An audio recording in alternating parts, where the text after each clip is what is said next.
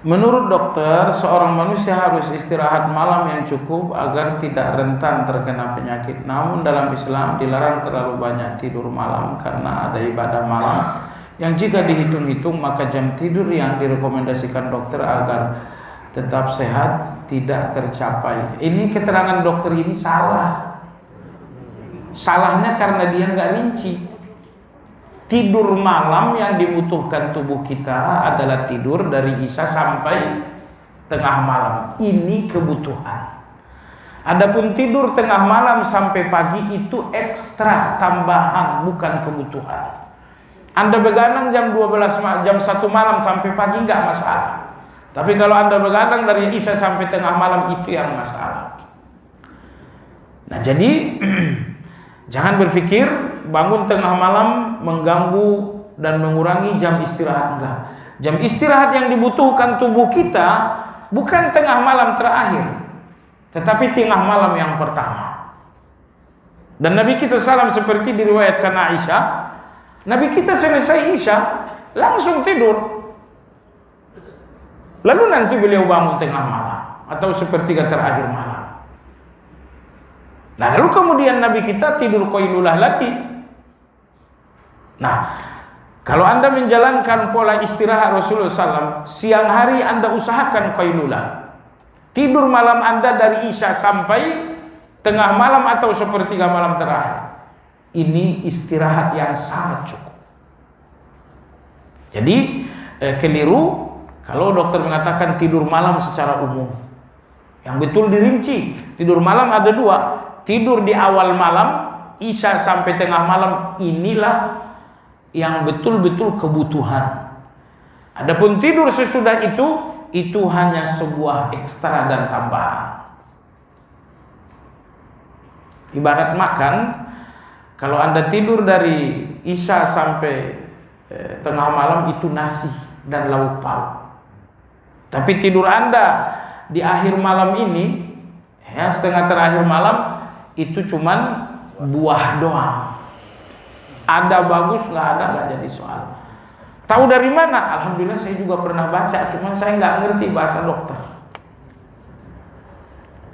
Seorang muslim yang terlalu banyak begadang malam untuk qiyamul lail sehingga benar-benar jatuh sakit, itu tidak ada.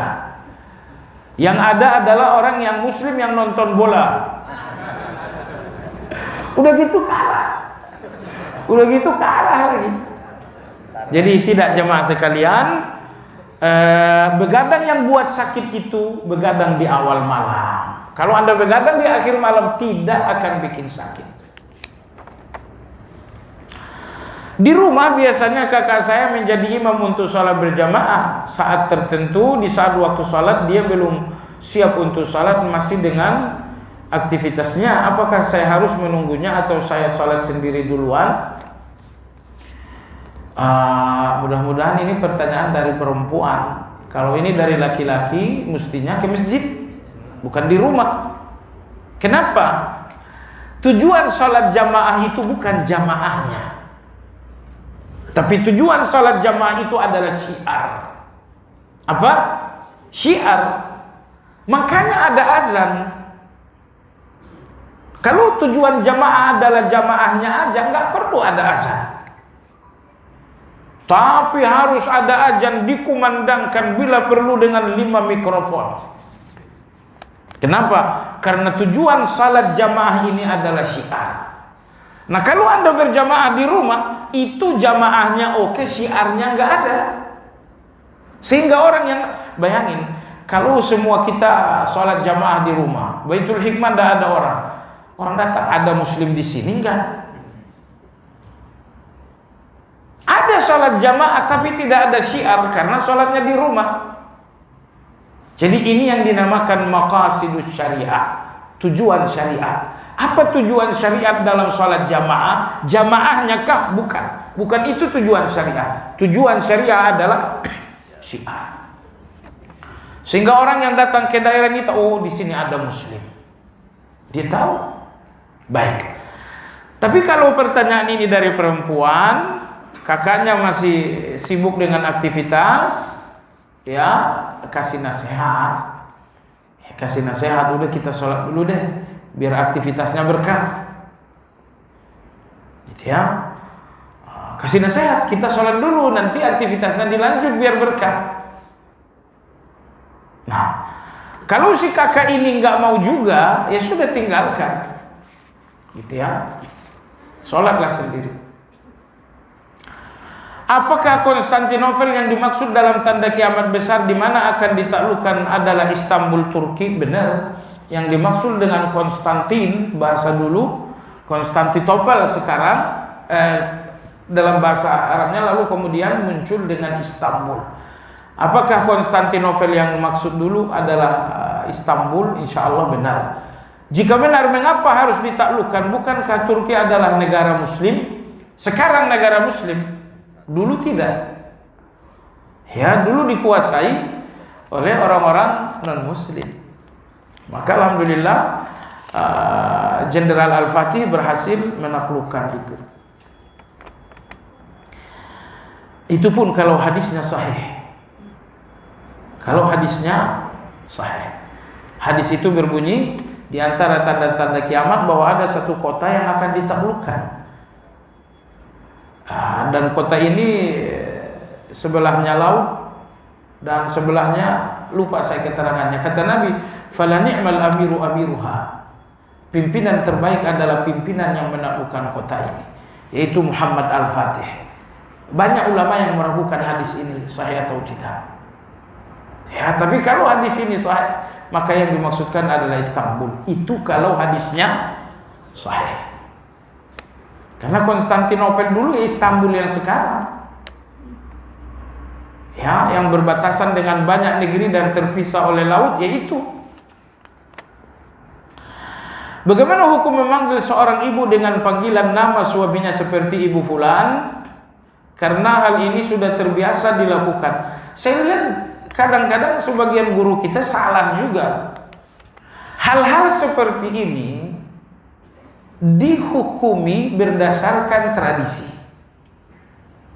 Misalnya ada Zainab menikah dengan Ali. Tradisi kita mengatakan Bu Ali. Gitu kan? Lalu nanti di belakang namanya Zainab Ali. Itu tradisi kita, enggak ada masalah. Lalu guru-guru kita mengatakan enggak boleh bernisbah kepada selain orang tua. Ini bukan bernisbah. Bernisbah itu ada bintinya, Zainab binti Ali, iya. Dosa besar. Tapi kalau cuma disambung Zainab Ali, ya kalau itu udah memang tradisi kita enggak jadi soal. Jadi kalau guru-guru kita mengatakan ini terlarang karena bernisbah kepada selain ayah, ini bukan bernisbah. Anda menganggapnya bernisbah, akhirnya Anda hukumi nisbah. Salah. Ini bukan bernisbah. Bernisbah itu Zainab binti Ali. Itu baru bernisbah namanya. Jadi boleh atau tidak? Boleh-boleh aja. Cuman kalau cerai nanti gimana? Zainab Ali tahu-tahu cerai. Zainab siapa dong? Jangan cerai. Maunya jangan cerai. Tapi kalau sampai cerai juga bagaimana? Jadi bagaimanapun yang terbaik, tidak usah dampingkanlah nama suami yang terbaik. Ya nama sendiri aja. Tapi kalaupun ditambahkan dengan nama suaminya, ini tidak dinamakan bernisbah. Termasuk dalam pertanyaan, Bu Ali, apakah itu boleh? Jawabannya boleh. Karena itu adalah tradisi. Itu uruf. Banyak ibu-ibu berolahraga dengan bersama dipimpin pelatih tapi menggunakan lagu atau musik keras. Bagaimana hukumnya? Ya kalau musik kan nggak boleh dalam agama kita. Khilafiyah, benar khilafiyah. Cuman kalau sudah khilafiyah, tugas kita adalah menghindar, bukan terjun. Kenapa? Karena ada kaidah yang berbunyi al-khuruju minal khilaf mustahab. Keluar dari perbedaan pendapat itu lebih baik.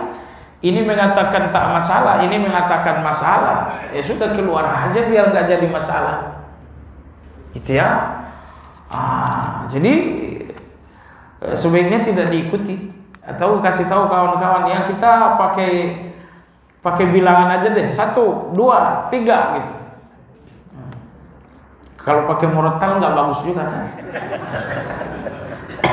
Pelecehan juga namanya. Bagaimana dengan rasa takut yang berlebihan, seolah-olah tipis harapan, takut berlebihan itu namanya putus asa. Dalam agama kita nggak boleh. Ya, takutlah, tetapi tidak membuat kita hilang harapan. Kalau Anda berharap tanpa takut, nanti ujung-ujungnya berlebihan sombong. Tapi kalau Anda takut tanpa berharap, ujung-ujungnya putus asa. Agar harapan tidak berlebihan harus ada takut, agar takut tidak berlebihan harus tetap ada harapan. Dalam kajian di masjid-masjid yang hadir rata-rata usia 40 tahun ke atas, remaja muda hampir tidak ada.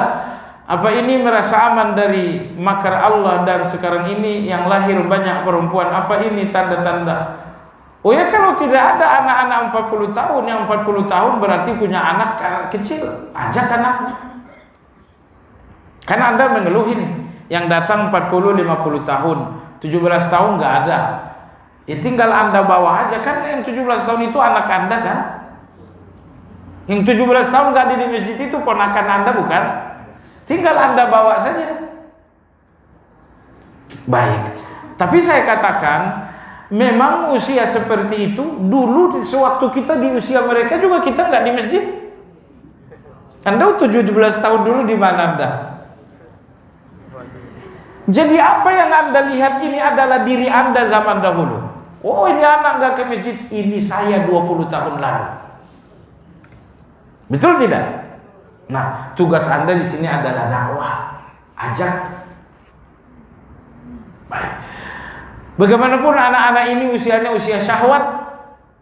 Beda anak-anak dengan kita. Anak-anak coba lihat 17-18 tahun sakit. Kamu sakit? Iya. Besok pokoknya harus sembuh, saya mau olahraga. Itu anak-anak itu. Tapi di usia seperti kita sakit, sembuh nggak tahu ini. Di usia kita ini sakit, kita udah mulai deg-degan, sembuh lagi nggak nih? Tapi coba lihat anak-anak kecil itu, anak-anak KBG kita. Dia sakit, dia nggak ragu kalau 3 hari lagi dia sembuh. Luar biasa ya. Kayaknya kita sama ya, kalau udah sakit. Ini jangan-jangan. Banyak lahir anak perempuan, itu memang tanda kiamat. Kata Nabi, hatta yakunu li arba'ina qayyimun wahid. Sampai-sampai 40 wanita sebanding dengan satu laki-laki. Nah, sekarang udah banding berapa? Nah, nanti kiamat terjadi, laki-laki 1, perempuan 40.